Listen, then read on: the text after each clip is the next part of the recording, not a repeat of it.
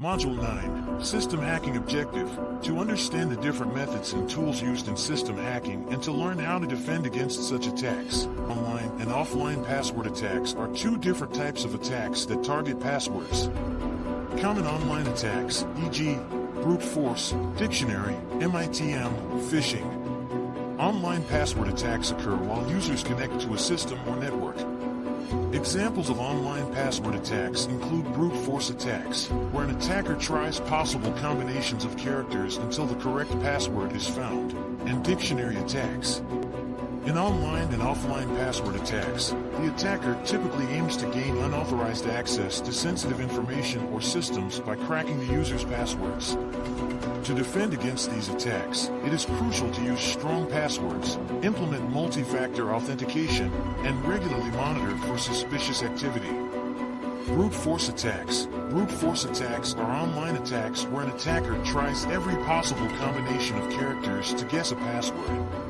This attack can be very time-consuming and resource-intensive, but it can be effective against weak or easily guessable passwords.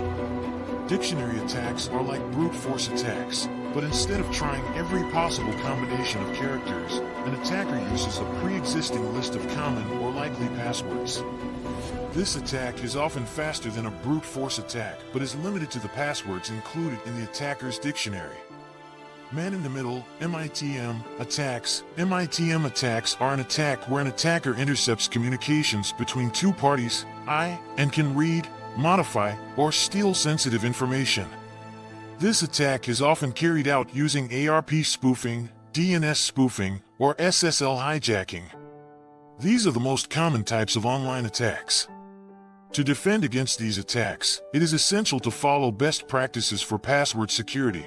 Be wary of suspicious communications, keep software and security tools up to date, and be vigilant about detecting and reporting suspicious activity. Overview of common offline attacks, e.g., cracking hashes, password recovery tools. Cracking hashes. A hash transforms an input string into a fixed-length string of characters, also known as a hash value. People use hashes to store passwords because they are one-way functions, making it impossible to reverse the hash to find the original password. However, attackers can crack hashes using brute force or dictionary attacks, revealing the original password. Password recovery tools are another type of offline attack that can uncover users' passwords. These tools can recover passwords from various sources, such as password hashes, memory dumps, or system backups. Password recovery tools exploit vulnerabilities in the encryption algorithms used to store the passwords or use brute force attacks to guess the passwords. Online and offline attacks severely threaten information security. By knowing the most common attack techniques, such as cracking hashes and password recovery tools, and implementing robust defense mechanisms and best practices, organizations can reduce their risk of becoming victims of these attacks. Windows Authentication, LM, LAN Manager, and NTLM, NT-LAN Manager, are authentication protocols that were widely used by Microsoft Windows operating systems to verify the identity of users and grant them access to resources. LM, LAN Manager, is one of the first authentication protocols used in Microsoft Windows operating systems, with user passwords and stores them in an easily reversible format. NTLM, NT-LAN Manager, was introduced as an improvement over LM, providing more robust security. NTLM uses a more complex hashing algorithm, making it harder to crack user passwords. To address the weaknesses of LM and NTLM, we use strong authentication protocols such as Kerberos, LDAP, or SSL/TLS. These protocols provide better encryption for sensitive information, mutual authentication, and other security features that reduce the risk of successful attacks. Kerberos provides encrypted communication between clients and servers and uses timestamped tickets to authenticate users and grant them access to resources.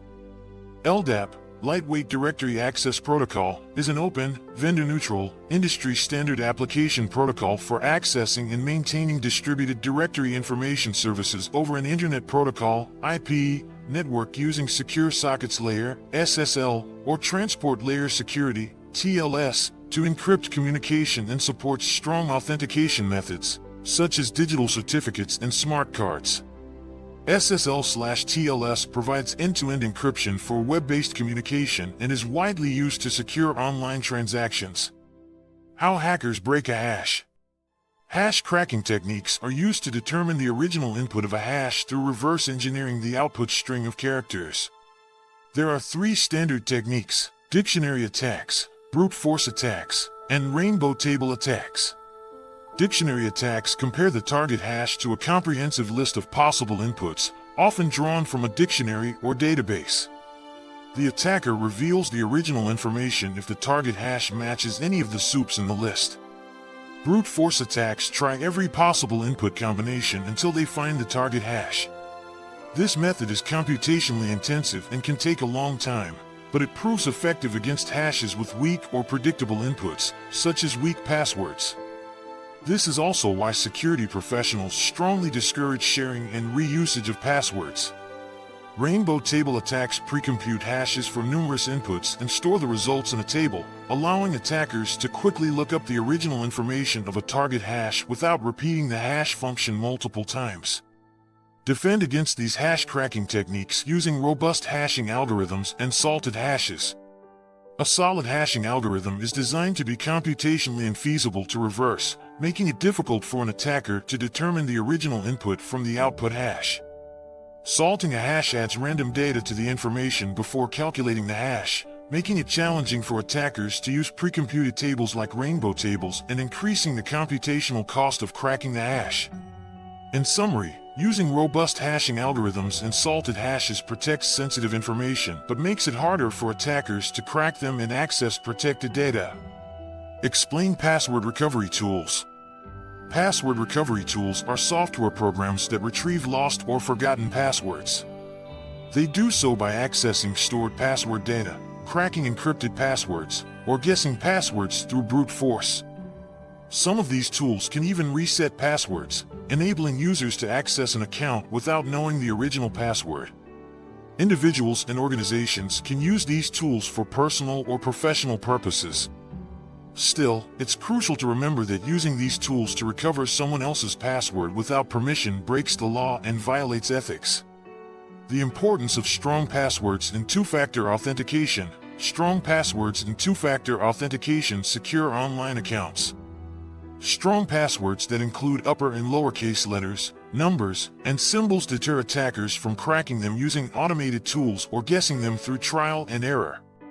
Two-factor authentication adds an extra layer of security by requiring a secondary form of authentication, such as a code sent to a mobile device in addition to a password.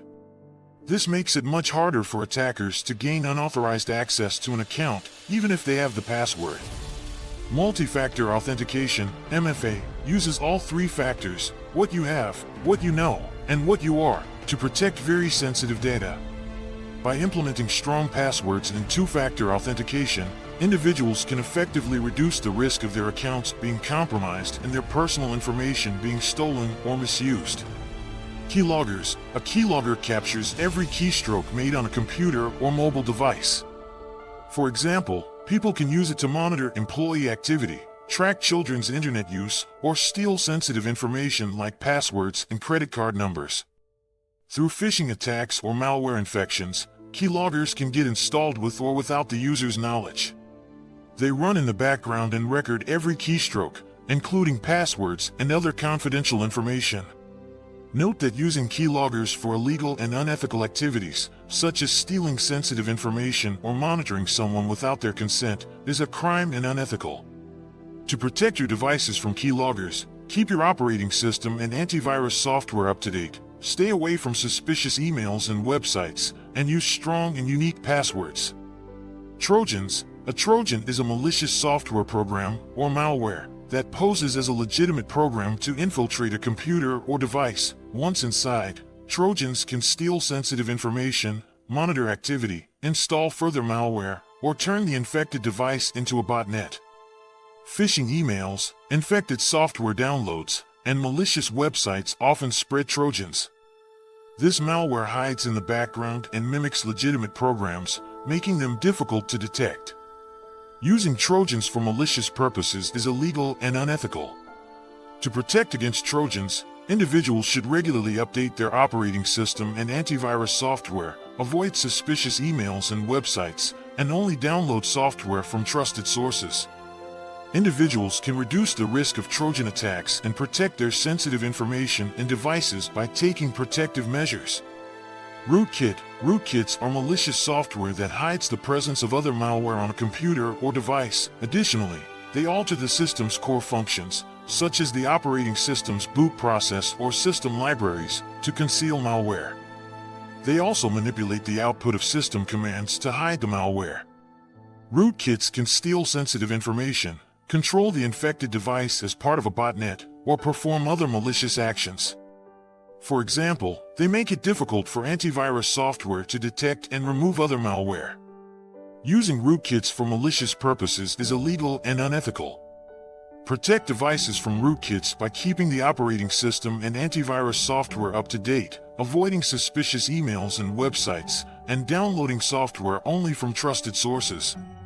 Protect devices from rootkit attacks by being vigilant and taking protective measures, reducing the risk of sensitive information loss or device compromise.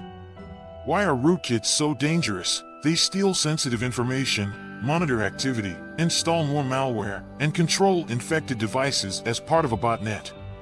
For instance, rootkits steal login credentials, credit card numbers, and other sensitive information by recording keystrokes or capturing screenshots. They monitor online activity, including internet usage, email and instant messaging conversations, and other sensitive information. Moreover, rootkits install additional malware like keyloggers or ransomware once they establish a foothold on the device. Rootkits also control devices as part of a botnet to carry out coordinated attacks, such as distributed denial of service, DDoS, attacks.